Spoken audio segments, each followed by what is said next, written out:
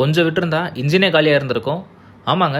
இந்த i20 customer பார்த்தீங்கன்னா, நேட்டிவ்க்கு போயிட்டு ரிட்டர்ன் ஆயிட்டு இருக்கும்போது, ஏதோ பாய்லிங் சவுண்ட் கேட்குதுன்னு சொல்லிட்டு கார் ஹைவேஸ்ல ஓரம் நிப்பாட்டிட்டு செக் பண்ணியிருக்காரு. ஸோ அப்படி செக் பண்ணி பார்க்கும்போது, இந்த கூலண்ட் டேங்க்ல இருக்கக்கூடிய கூலண்ட் வந்து பார்த்தீங்கன்னா, ஓவர் பாயில் ஆயிட்டு, இந்த மாதிரி இன்ஜின் ரூம் ஃபுல்லாவே வந்து பார்த்தீங்கன்னா தெரிச்சிருக்கு. ஸோ இது என்ன பிரச்சனையாக இருக்குன்னு தெரியாமல் இன்ஸ்டாகிராமில் நம்மளோட பேஜ் பார்த்துட்டு கஸ்டமர் நம்ம கால் பண்ணியிருந்தாரு. நம்ம மோட்டோமைல்ஸ் டீம் அந்த காரை டேக் ஓவர் பண்ணி செக் பண்ணதில் ஃபேன் மோட்டார் வந்து ப்ராப்பராக ஒர்க் ஆகலை. அண்ட் தென் கூலண்ட் டேங்க்லேயும் வந்து பார்த்திங்கன்னா மைல்டு லீக்கேஜ் இருந்திருக்கு. ஆல்சோ வந்து பார்த்திங்கன்னா ரேடியேட்டர்லேயும் ஹெவி பிளாக்ஸ் இருந்திருக்கு. இந்த ஃபோட்டோஸில் நீங்கள் பார்க்கலாம் அந்த பிளாக்ஸை.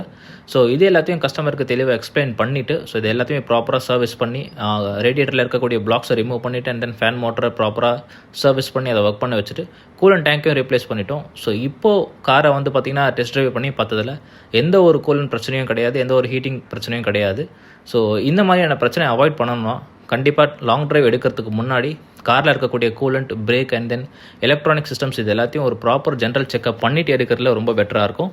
ஸோ இந்த கஸ்டமர் வந்து பார்த்தீங்கன்னா இந்த ஒர்க்கை முடிச்சு கொடுத்ததுல ரொம்பவே ஹாப்பி. ஸோ இந்த மாதிரி மோர் இன்ஃபர்மேஷன் தெரிஞ்சுக்க நம்ம சேனலை கண்டிப்பாக சப்ஸ்கிரைப் பண்ணிக்கோங்க. உங்கள் சர்வீஸ் என்கொயரிக்கு வந்து பார்த்தீங்கன்னா கீழே கொடுத்துருக்க நம்பரை கண்டிப்பாக டிஎம் பண்ணுங்கள். நம்ம டீம் வந்து உங்களை ரீச் பண்ணுவாங்க.